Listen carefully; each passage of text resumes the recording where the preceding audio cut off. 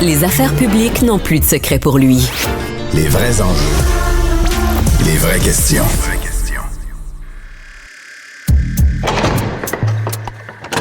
La criminalité, c'est un cycle.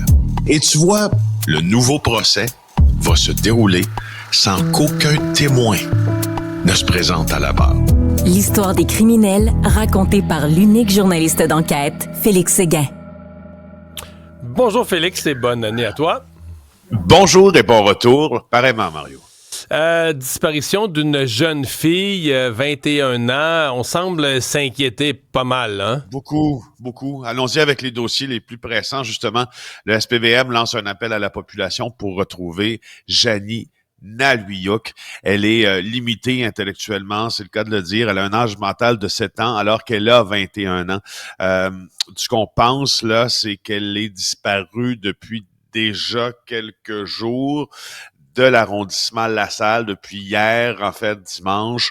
Elle mesure 175 cm, cheveux noirs, yeux bruns. Si vous allez consulter le site du Journal de Montréal, il y a sa photo. Lors de cette disparition, elle portait un manteau noir, capuchon et des pantalons de jogging noirs aussi et des bottes rouges avec fourrure orange. C'est pas compliqué, là. Si on la voit, on appelle le 911. Il fait moins 15 ce matin, il a fait moins 20 cette nuit. Est-ce qu'on a la moindre idée? Est-ce que quelqu'un aurait pu lui en vouloir, s'en prendre à elle? Est-ce qu'elle aurait pu se perdre? Toutes les hypothèses sont sur la table? On pense pas qu'il s'agisse de quelqu'un qui lui en veut. On pense qu'elle est probablement désorientée, qu'elle ne sait peut-être pas retrouver son chemin, qu'elle a peut-être trouvé un abri pour la nuit, sauf que là, à partir de ce moment-là, oui, un abri pour la nuit, ça va, mais quand tu as un âge mental de 7 ans, c'est peut-être difficile de trouver cet abri-là aussi, et c'est peut-être facile de tomber entre de mauvaises mains. Alors, il y a tous les voyants rouges sont allumés là sur les tableaux de bord du SPVM. Il faut retrouver Janie Naluyoc. Les incendies criminels ce week-end, c'est un classique. Ça recommence en 2025. Oui, c'est ça. Puis, classiquement, on fait le bilan également dans l'émission du lundi de ce qui s'est passé le week-end. Surtout en matière d'incendie criminel, il y a un bâtiment commercial visé par ce type d'incendie, ce type de crime. Donc, samedi soir, quartier Villeray, ça se passe près de la rue Saint-Denis et Crémazie. Et puis, donc, ce qu'on a vu, c'est que quand les pompiers sont arrivés dans ce bâtiment, c'était vraiment, l'embrasement était assez généralisé. Selon les premières informations, il y a des suspects qui auraient été vus entrer par infraction dans l'édifice pour y mettre le feu. Ils ont pris la fuite avant l'arrivée des policiers. Il y a des objets incendiaires qui ont été trouvés sur place. Là, Mario, je vais faire une parenthèse ce matin.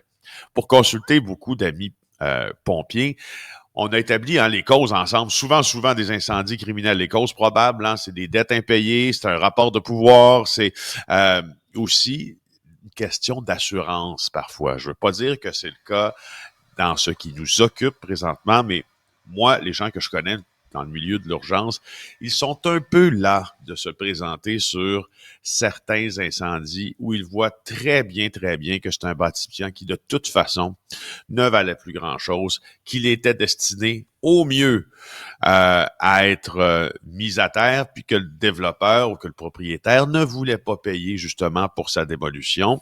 Fait qu'on on fait faire la démolition par le feu, puis on ramasse l'argent des assurances, mais on met potentiellement la vie des pompiers en danger, etc. Là. C'est ça. Et les autres, ils sont pas contents. Ils sont, tu sais, quand c'est dangereux à l'intervenir, c'est dangereux, point, être pompier, à l'intervenir dans ces bâtiments-là, celui-là encore plus. Alors, quand ils sont devant des situations comme ça, ils sont extrêmement remontés.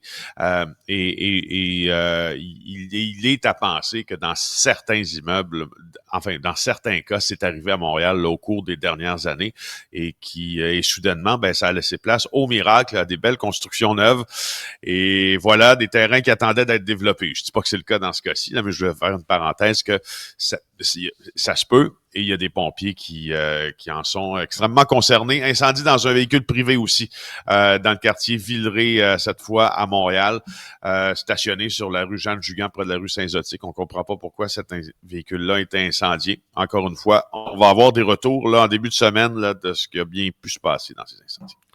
Il y a Fadi Daguerre, durant le temps des fêtes, alors que j'étais pas en ondes, mais qui a fait une déclaration reconnue, qu'un sentiment d'insécurité s'est installé à Montréal. Ça m'est apparu, moi, comme un gros aveu.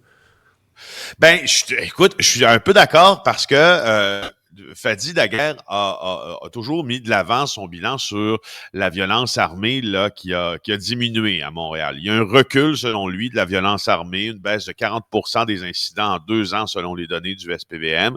C'est difficile de se battre contre ces chiffres-là, mais moi, quand on en parle de ces chiffres, je parle toujours aussi du sentiment de sécurité. C'est pas parce que la violence armée, statistiquement, connaît une baisse que le sentiment de sécurité, lui, connaît la même, qu'il connaît aussi une accalmie ou qu'on se sent plus en sécurité. Bien au contraire, souvent, c'est la manière dont on commet les crimes, la lâcheté, disons-le, de certains crimes, la violence de d'autres qui fait en sorte qu'on se sent pas en sécurité à Montréal. C'est ça le sentiment de sécurité. On a résolu 25 des 32 meurtres commis dans la métropole lors de la dernière année. Un taux de résolution sans précédent. C'est vrai, ça. Bravo aux enquêteurs du SPVM. C'est vrai, ça fait 34 ans que Fadi Daguerre est policier. Il n'a jamais vu ça. Le taux de résolution est très élevé. Et c'est rare dans le crime organisé, surtout. Puis là, on a réussi à percer beaucoup de mystères. Mais bon, écoute, il a fait une déclaration aussi sur le bilan routier du SPVM. Je t'en parle parce on va être à l'heure des bilans routiers là, cette semaine. Bilan routier, on l'a pas encore là, de celui sur le territoire de la Sûreté du Québec, dont toute la province ou presque, et les municipalités pour voir s'il a été meilleur ou pire que l'an dernier. Sauf que en 2024, globalement, à Montréal, Fadi Daguerre a dit ça n'a juste pas de bon sens. Quand il parle du bilan routier, il y a 30 personnes qui ont perdu la vie sur les routes de la métropole, comparativement à 26 en 2023. 18 piétons, 6 conducteurs, un passager, 2 cyclistes, une personne en trottinette, 2 autres en cyclomoteur. Il dit il y a quelque chose, et là, je te le cite, là. Pour réflexion, Mario, il y a quelque chose qui ne marche pas dans le comportement des usagers de la route. Ce n'est pas normal. Alors, mettons ça dans notre sac à réflexion, puis regardons si c'est normal, justement, qu'il y ait autant de victimes dans une agglomération urbaine, comme ça, dans les accidents de la route. Félix, merci beaucoup. Au revoir. Bye-bye.